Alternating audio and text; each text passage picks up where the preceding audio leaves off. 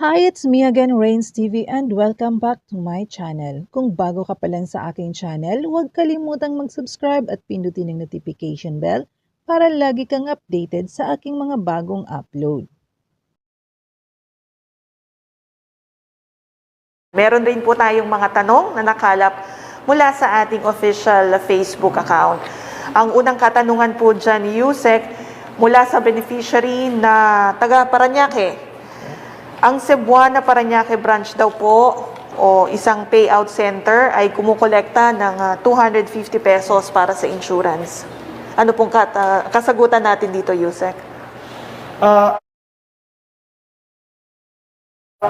Tinawag na po ang atensyon ng ating financial service provider, ang ating FSP partner sa StarPay hinggil dito sa at pinaalahanan po natin na ang Cebuana Luwiliar branches sa Parañaque ay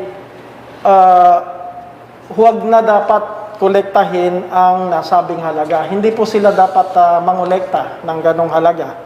At ang insurance ay standard sa mga Cebuana branches, subalit ito ay hindi ipinatutupad para sa mga benepisyaryo ng Social Amelioration Program.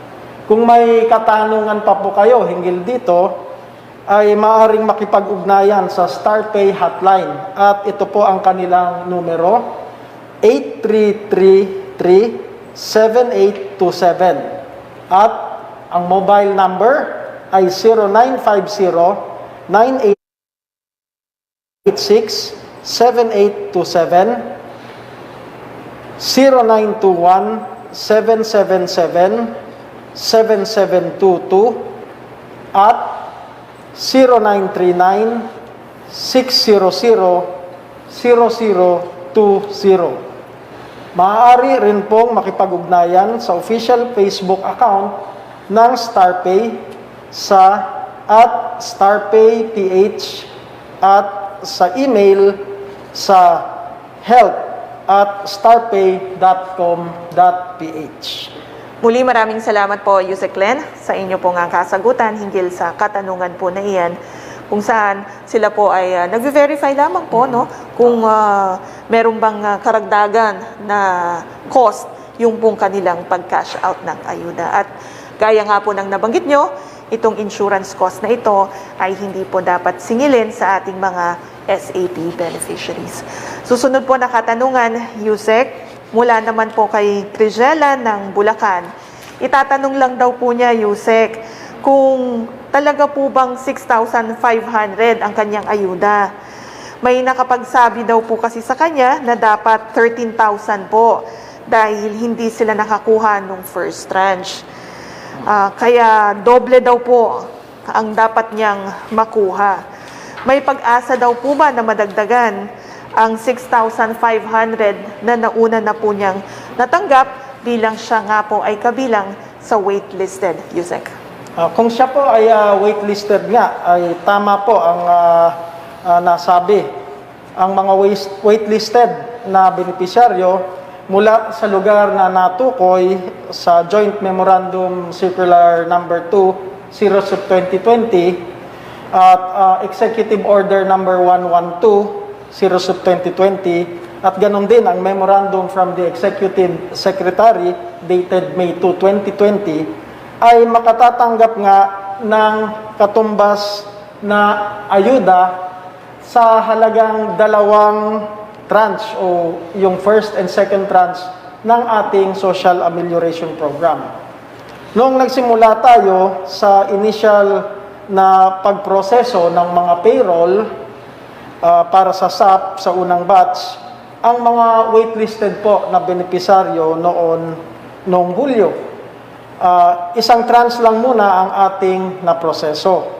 Ito ay nasundan ng pangalawang tranche o pangalawang payroll para sa second tranche. Kung kaya't may mga waitlisted na beneficiary na dalawang tranche po ang matatanggap. At kung hindi niya tatanggap yung paunang benefits niya sa first tranche, ay sabay na matatanggap niya ang first tranche at second tranche. Depende po kung saang batch sila na-endorse. Sa issue naman po ng kliyenteng nagpadala ng mensahe, ay maaari pong nasa initial batch siya o sa initial batch niya na isumite ang payroll, kaya't isang tranche muna ang natanggap niya. Makatatanggap po siya muli ng mensahe kung kailan matatanggap ang second tranche o ang pangalawang yugto ng ayuda. Nais lamang po natin na idagdag na kung ang waitlisted na benepisyaryo ay napag-alamang na duplicates dahil nakatanggap mula sa Department of Agriculture o kaya Department of Labor o iba pang mga ahensyang nagpapatupad din ng SAP, ay hindi na po siya makakatanggap ng karagdagang ayuda.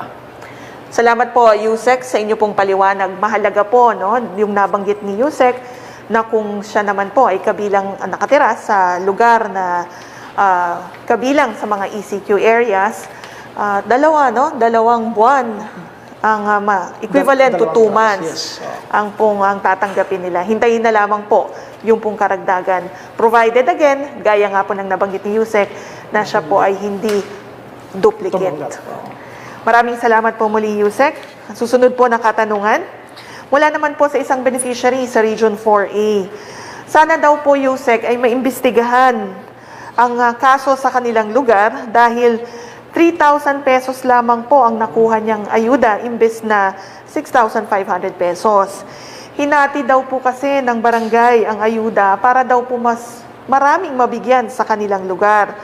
At Yusek, iniutos din po daw ng kanyang barangay official na kapag may mag-interview sa kanya, ay sabihin lang po na 6,500 pesos ang nakuha kahit naman daw ito ay kulang. Yusek. Hindi po maaaring gano'n ang gawin, hindi maaaring hatiin ang halaga ng SAP. At yan po ay ayon sa batas. Ang ayuda po ay nakalaan para sa isang pamilya. Kung ano po ang halaga ng dapat na matanggap ng isang benepisyaryo, ay hindi po ito dapat mabawasan. Hinihikayat po namin na ang nagpahatid ng mensahe na ito ay makipag-ugnayan sa DSWD. At ipahatid po ito sa ating grievance hotline. Ang inyo pong pangalan at iba pang detalye ay pakisabi lamang po upang agaran naming ma-verify ang inyong concern. At makipagtulungan din po makikipagtulungan din po kami sa CIDG. At kung mapatunayan na may katotohanan ang aligasyon, ay may katumbas po na parusa ang barangay official na inyong tinutukoy. Salamat po, Yusek. Napakahalaga po ng nabanggit ni Yusek na kung may mga kaso po na ganito, napakahalaga na maiparating nyo po agad ito sa DSWD sa pamamagitan po ng aming mga grievance hotline numbers upang agaran pong maimbestigahan at magkaroon ng nararapat o karampatang aksyon. Nakikita nyo po sa likod namin ang aming mga grievance responders na handa po na tanggapin o tumanggap ng inyo pong mga reklamo. Muli, maraming salamat, Yusek Glenn, sa inyo pong mga pagpapaliwanag sa mga katanungan na atin pong nakalap. Bago po tayo magtapos, Yusek, mayroon ho ba kayong panghuling mensahe? Sa kabila ng banta ng COVID-19, ang DSWD ay patuloy pa rin tutuparin ang mandato nito na magbigay ng serbisyo sa sambayan ng Pilipino, lalong-lalo na po doon sa ating mga kababayan na nangangailangan. Habang patuloy ang pamahalaan sa pagganap ng tungkulin nito na maghatid ng tulong, tayo ay patuloy na nagpapaalala sa publiko, partikular na sa ating mga beneficiaries na bida solusyon sa COVID-19, bawal ang walang mask, isanitize ang kamay at iwas hawak sa mga bagay, dumistansya ng 1 metro at alamin ang totoong impormasyon. Maraming salamat. Salamat at magandang hapon po muli sa ating lahat. Maraming salamat po, Yusek Glenn. At bago po tayo magtapos, nais lang po naming muling ibahagi ang mga hotline numbers ng DSWD. Ito po ang mga sumusunod: 0918-912-2813 para po sa inyong mga text messages. Muli, para sa mga text messages, 0918-912-2813. Para naman po sa inyong mga tawag, maaari po kayong tumawag sa mga numerong 0947-482-2864, 0916-247-1194 at 0932-933-3251. Meron din po kaming mga landline numbers. Ito po ang 8931-8101-207, local 555. Maaari din pong gamitin ang email na sapgrievances@dswd.gov.ph at maaari po kayong pumunta sa aming grievance portal. Ito po ang usaptayo.dswd.gov.ph. At dito na po nagtatapos ang ating programa. Kami ay muling nagpapasalamat sa PCOO, RTVM, PTV4 at Philippine Broadcasting Service para po sa pagsasahimpapawid ng aming virtual presser ngayong hapon. Ako po si Irene Dumlao. Magandang hapon po sa ating lahat.